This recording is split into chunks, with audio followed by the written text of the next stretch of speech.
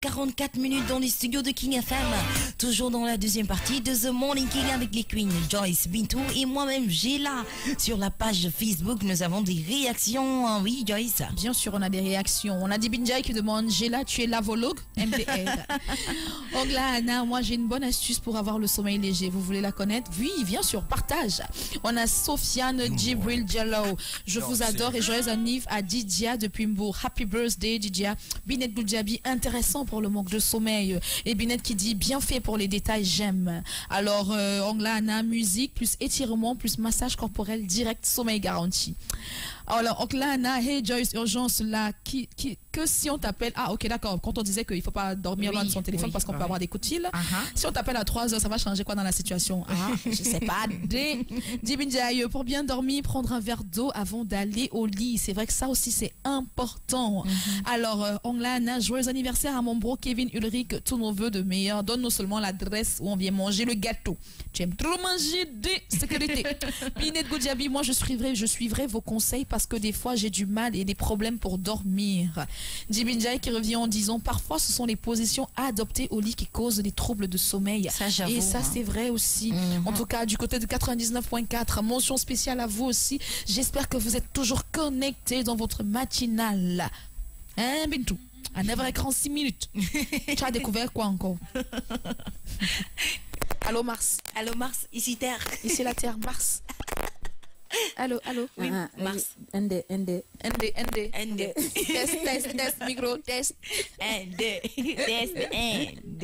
Waaw tey nag côté découverte dañuy dem si dëkk boo xam ne on appelle Singapour. Après une petite présentation, on va parler de la multiplicité des langues ci dëkk bi nga xam ne mooy Singapour. Ñoom lan la? C'est compliqué. Ok, juste après le jingle découverte, Singapour. Découverte dans la matinale. À 9h46 minutes, on va parler de Singapour, plus précisément de la multiplicité des langues. Mais on va faire une petite présentation bi dëkk bi nga xam ne mooy Singapour. Mu nekk benn cité état consulaire au large du sud de la Malaisie. Ce centre financier mondial est doté d'un climat tropical et d'une population multiculturelle. Ça va se répercuter par rapport à cette langue. Son cœur colonial est centré sur le Padang, un terrain de cricket des années 1830, entouré aujourd'hui par d'imposants bâtiments, comme le City Hall orné de 18 colonnes corinthiennes. Le quartier chinois de Singapour, qui remonte environ à 1820, comporte le temple rouge et or de la réplique de la dent de Bouddha, qui contiendrait l'une des dents de Bouddha. Mu nekk une petite présentation de Singapour. Mais tey côté découverte, on va voir que c'est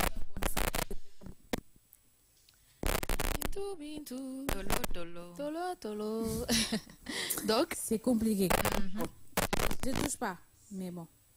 Bon, on va voir que côté langue Singapour, c'est assez compliqué parce que c'est encore plus compliqué. Comment aucune langue n'est majoritaire ci dëkk bi nga xam ne mooy Singapour. La langue la plus parlée rassemble des locuteurs du Men-Nam ou chinois taïwanais. Mun nga wax Men-Nam wala chinois taïwanais. C'est-à-dire 39,5% de la population totale ñu ngi làkk langue bi ñuy wax chinois taïwanais. Après le malin moo ci topp est la langue qui suit avec 11,5% des locuteurs. Puis le cantonais 8,9%. Après vient l'anglais 7,3%, le mandarin 4,6%, le hakka 4,5%, le tamoul 3,4%, le filipino 1,6%, le thaï 0,9%. Ajoutez d'autres langues très minoritaires telles que le javanais, le japonais, le Pungyang, le Madura, le Malayalam, le Punjabi, le créole portugais, le Malacca, le Singalais, le Minbe, le Baba Malais, le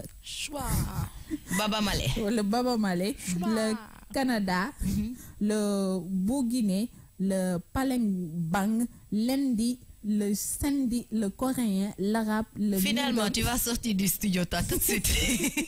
le mindong, le guraraji, le belengali, l'allemand, le tabatoba, l'orange selatar, le télougou, l'arménien, etc. Bref, Singapour compte donc des langues austronésiennes comme le malaise, groupe malayo-polynésien occidentale, sino-tibétaine comme des langues chinoises, indo-iraniennes comme l'hindi et le panjabi, dravidienne comme le tamoul, le telougou et le malayalam. Tu vas te bouffer la langue. Hein. Je te jure, elle va avaler sa langue Sans bientôt. oublier les langues germaniques comme l'anglais, l'allemand, une langue taïkade, c'est-à-dire le taï, japonaise, c'est au Japon, coréen, Corée, le chamito sémitique, c'est-à-dire les arabes, etc. D'accord, finalement, tu as terminé. Voilà. Mais quelle multiplicité. Singapour, c'est quoi leur problème exactement? C'est assez compliqué. C'est quoi? Mélange d'ethnie, mélange de quoi? Mais anglais, je sais pas, palangbang, chinois, mandarin.